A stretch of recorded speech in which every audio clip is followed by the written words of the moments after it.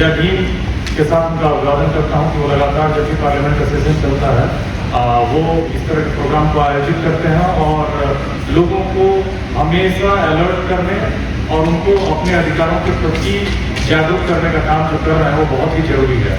मैं आपको बताता चलूँ कि भारत में सबसे पहले जो जातिगत जनगणना कराई थी वो अंग्रेजों ने कराई थी और अंग्रेजों ने कराई थी 1873 में। याद रखिएगा, आज हम जी रहे हैं 2026 में, जल्दी ही 2021 आने वाला है।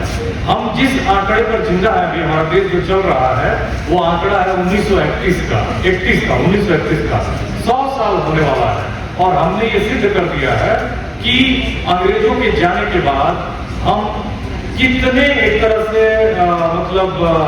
जातिवादी हैं, कितने तुच्छ मानसिकता के हैं और हमने अपने ही वंचित समाज के लोगों को न्याय करने का कोई मैकेनिज्म नहीं खोजा। इस देश की जो बहुजन आबादी है, ओबीसी, एससी, एसटी, बिहार की जातिगत सर्वे में 63% की आबादी निकल के आई ओबीसी की और दलित समाज की और आदिवासी समाज की 25% से ऊपर है। सभी जानते हैं एससी और एसटी की जातियों की गणना होती है लेकिन ओबीसी की नहीं होती है, उसी की डिमांड हो रही है। अद्भुत है, बिना आंकड़ों का चलने वाला ये भारत देश, पता नहीं यहाँ के लोग कैसे इस देश को चला रहा है। कहते हैं सामाजिक न्याय का मंत्रालय है और उनके पास आंकड़े नहीं है। ये वैसे ही है कि जैसे कोई स्कूल हो और उसमें विद्यार्थी ना हो, उसका सिलेबस ना हो, या विद्यार्थी हो भी तो सिलेबस ना हो कि क्या उनको पढ़ाया जाना है। वैसे भी भारत के ज्यादातर विश्वविद्यालय को मालूम नहीं है, ज्यादातर लोग यहाँ ऐसी ही डिग्रियां लेते हैं, जनरल डिग्रियां लेते हैं। किस सेक्टर में आप लोगों की जरूरत है, किनको तैयार करना है, इसमें कहीं कोई तारतम्य नहीं है। हम वास्तव में विश्वगुरु भी होते, मजबूत भी होते अगर हमने जातियों को गिना होता। जातियों को गिनना इसलिए जरूरी है क्योंकि जातिवाद इस देश की एक नंगी सच्चाई है। मैं व्यक्तिगत तौर पर ओबीसी कम्युनिटी से आता हूँ, दिल्ली विश्वविद्यालय में अंग्रेजी पढ़ाता हूँ। दिल्ली विश्वविद्यालय का जो अंग्रेजी का डिपार्टमेंट है वहाँ ओबीसी समाज के बच्चे लिटरली अनाथ हैं। देश की आजादी के बाद तक अब तक मुझे नहीं लगता है कि ओबीसी का अभी तक कोई हेड हुआ हो। ओबीसी का वाइस चांसलर भी नहीं हुआ, हमारे साथी बताएंगे सारे। ओबीसी का कोई वाइस चांसलर भी नहीं हुआ। 60% आबादी है ओबीसी की। दलित समाज का भी व्यक्ति वाइस चांसलर 10 बार हो 20 बार हो, हमको कोई आपत्ति नहीं है क्योंकि वो हमारे साथ डिस्क्रिमिनेशन नहीं करेगा। समाज का सबसे ज्यादा डिस्क्रिमिनेटेड तबका है, लेकिन मुझे नहीं लगता कि कोई एससी भी वाइस चांसलर होगा। कब बनेगा? हम क्यों बने? क्या कैसा हमने मैकेनिज्म बनाया कि एक दलित और एक आदिवासी बीसी नहीं बन पाया दिल्ली विश्वविद्यालय का, एक जेएनयू की तथाकथित ओबीसी बनी है जिनके पिता ओबीसी थे और माता जो थी वो ब्राह्मण थी और उनको ओबीसी सरोकारों से कोई लेना देना नहीं है। तो ओबीसी जो संवेदनशील है जिन मुद्दों पर, वो कम से कम ओबीसी के अधिकारों की रक्षा करेगा। अब देखिए हमारे बच्चे अनाथ बन के घूम रहे हैं, उनको कोई पीएचडी में नहीं लेता है, उनको कोई प्रपोजल का पढ़ने को तैयार नहीं है। और ये भारत के जितने भी केंद्रीय विश्वविद्यालय सभी का हाल है, 46 विश्वविद्यालयों का हाल है। 1873 में अंग्रेजों ने जनगणना की, वो ठीक से नहीं कर पाए तो फिर 1881 में किया और उसके बाद वो हर 10 साल पर करते रहे और 10 साल पर करते रहे। 1941 तक भी किया, लेकिन भारत सरकार की वर्षगांठ शुरू हो गया था 1931 के आंकड़ों पर अभी भी चल रही है। जो ओबीसी को न्याय मिल रहा है इस देश में वो 1931 के डेटा के आधार पर मिल रहा है। कितनी शर्म की बात है, कितनी भयावह बात है। दूसरी बात मैं ये बताना चाहता हूं कि जातिगत जनगणना से वास्तव में हम सभी के लिए न्याय सुनिश्चित है। एक्चुअली एक सोशल ऑडिटिंग है जातिगत जनगणना। सभी को मालूम होना चाहिए कि आपके पास क्या है।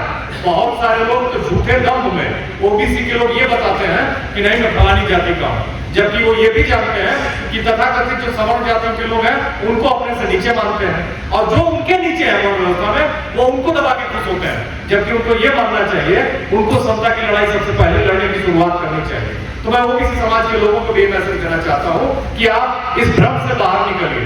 कम से कम आप जो थोड़ा बड़ा आपको समाज में स्टेटस मिला हुआ उसको उपयोग करिए उसका, कि वंचित समाज के लोगों का नेतृत्व करिए, उनको आगे लेके बढ़िए। और मैं ये मैसेज देना चाहता हूं साथ साथ कि 100 साल हो गया विश्वविद्यालयों में एक भी ओबीसी वाइस चांसलर नहीं बना, एससी वाइस चांसलर नहीं बना, तो ये किसकी गलती है और क्यों नहीं बना और कब बनेगा? कैसे ये न्याय सुनिश्चित होगा जब विश्वविद्यालयों में अभी भी अपॉइंटमेंट इंटरव्यू से होते हैं, रिटन एग्जाम से नहीं होते हैं, तो कैसे न्याय सुनिश्चित होगा? आप बताइए। वाइस चांसलर के टिक किए जाने पर एक्सपर्ट तय किए जाते हैं। वर्ल्ड इक्वालिटी लैब कहती है कि ओबीसी, एससी, एसटी के लोगों के पास इस देश के धन में हिस्सेदारी जो है वो पूरी 13% 13% है। मतलब इस देश की जो बहुजन आबादी है, जिसकी आबादी 85% है, कुछ लोग 90 भी कहते हैं, 85 लोग 13 रुपये पर जिंदा है और 10% लोग या 15% लोग वो इस देश की 90 रुपये पर जिंदा है, 87 रुपये पर जिंदा है। 87% रिसोर्सेज है उनके पास। अब क्रेग जेफरी की एक पतली सी किताब है मॉडर्न इंडिया, उसको आप पढ़िएगा, मैंने पढ़ा है हाल ही में। मुझे जान के आश्चर्य हुआ कि क्रेग जेफरी मैं साफ साफ बता रहा हूँ, ऑक्सफोर्ड यूनिवर्सिटी प्रेस का प्रोफेसर है, वो बताता है कि भारत कई मानकों पर सूडान से पीछे है।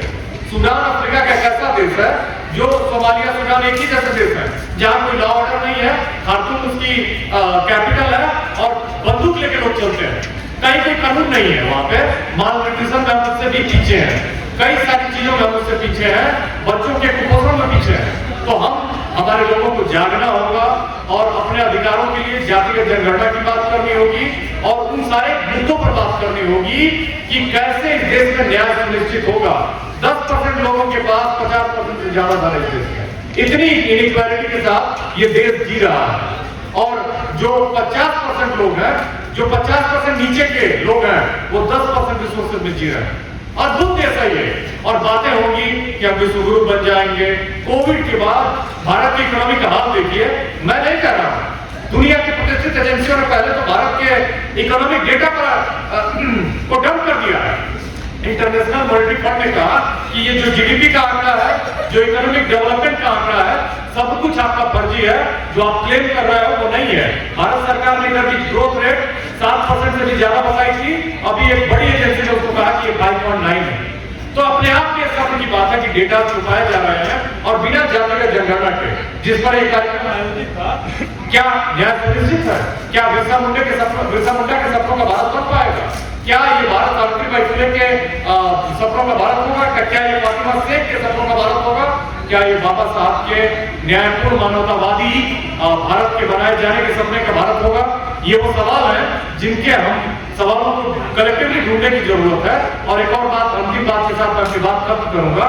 हमें अभी एक ऐसे रिजीम में रह रहे हैं, आपने ध्यान दिया होगा, ईरान युद्ध में ट्रंप ने कहा कि हम ईरान का रिजीम चेंज करना चाहते हैं। बहरहाल भारत में एक ऐसी रिजीम है जो मिडिल ईस्ट के देशों में, चाहे वो कुवैत हो, बहरीन हो, चाहे वो सऊदी अरेबिया हो, चाहे यूएई हो, वहां जब जाती है अमीर मुसलमानों को गले लगाती है और इस देश में धर्म के प्रोपेगेंडा पर चलने वाली राजनीति में जो कमजोर, वंचित और मजलूम मुसलमान है उनको कुचलती है। ये मानवता की हत्या करने वाले लोग हों और उनके दर्शन को आपको नकारना होगा। ओबीसी, एससी, एसटी को यूनाइटेड होकर कम से कम अपनी सत्ता में वापसी करनी होगी और उनको तय करना होगा कि कैसे उनको पावर को बांटना है, पावर को कैसे आगे ले जाना है। ये आपका देश है, आपके लोग मुश्किल में है, उनको बचाना है, उनको न्याय दिलवाना है, उनके जीवन में बदलाव की लड़ाई लड़नी है। वो लोग जो इस देश में 15% है, उनको तो 10% का ईडब्ल्यूएस रिजर्वेशन मिला है।